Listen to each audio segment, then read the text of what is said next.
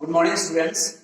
I am going to explain experiment number 6. Here, the object or the aim of experiment number 6 is to draw the magnetic field lines of a bar magnet. For this, we need apparatus, a drawing board, a plain sheet of paper, brass board pins. Here you just notice we cannot use here iron board pins because iron will be affected by magnet. So that's why we have to use brass board pins. A bar magnet, magnetic compass needle and pencil. Let's go for theory. We have seen from the theoretical conception, all around a magnet there is a magnetic field. Here, this is the sketch of a bar magnet.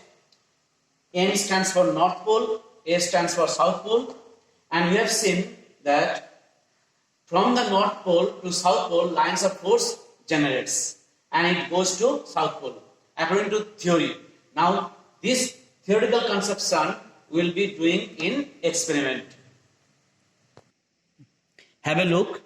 I have fixed one paper with the help of sellotape. Instead of brass pin, we can use sellotape also, no problem. Now, at the middle of the paper, keep a bar magnet and draw the outline of the bar magnet.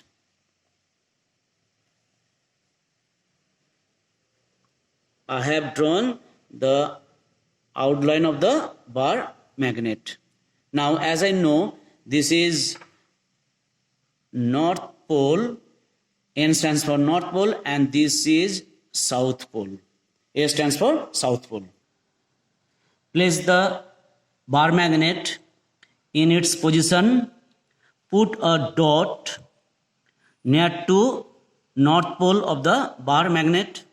Bring the compass so that the tail of the needle of the compass will rest at dot. Now in this position, put another dot in front of the head of the needle. Okay, have a look. I am putting one dot at the head of the needle. Now bring the compass, keeping the magnet in its own position. Bring the compass so that the tail of the compass will rest at the previous dot. Now put another dot in front of the head of the needle. Okay.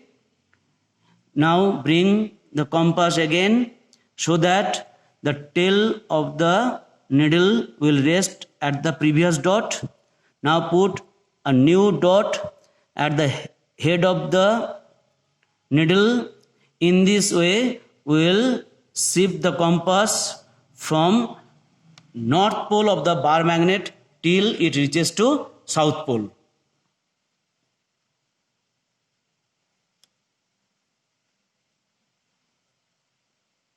See, I am continuing as I have explained before. I am continuing means shifting the needle, shifting the compass needle from one point to another. Yes, I have reached at the end till the South Pole. Okay. Let's go for another magnetic field line. So I will be putting again one more dot here. Then rest the needle so that the tail of the needle is just at the point. Put a new point at the head of the magnetic needle and repeat the same thing as I told you before. As I told you before, you just do the same thing. We will continue. The process is still going on. Have a look. I am doing the same thing again and again by shifting the needle from previous position to a new position, and have a look. we are going to get a new magnetic field lines. Yes, I have reached here. Now I have to join all these points with freehand diagram and have a look how I am doing. Yes, joining all the points.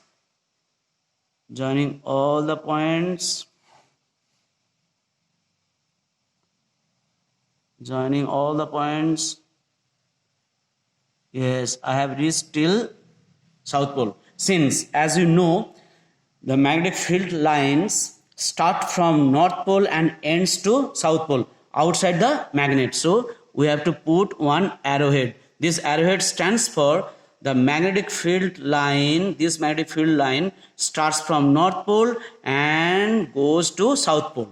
Similarly, we can get another magnetic field line by joining all the points.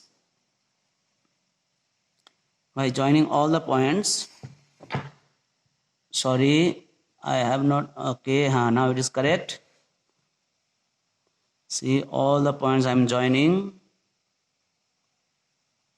We are able to get another magnetic field line. Yes. So now I have to rub this portion because it becomes hazy.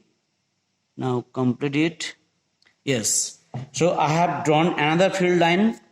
Since it starts from North Pole and ends to South Pole, so I have to put again here one arrowhead. This arrowhead stands for this magnetic field line starts from North Pole and it ends to South Pole. So I have drawn here two magnetic field lines. One is above the magnet, one is below the magnet. Actually, all around the magnet, there are hundreds and hundreds, billions and billions number of lines of force are there. So if you do one after another, then you will found it will be like a net type of structure. Okay, and we have noticed in the textbook. Thank you.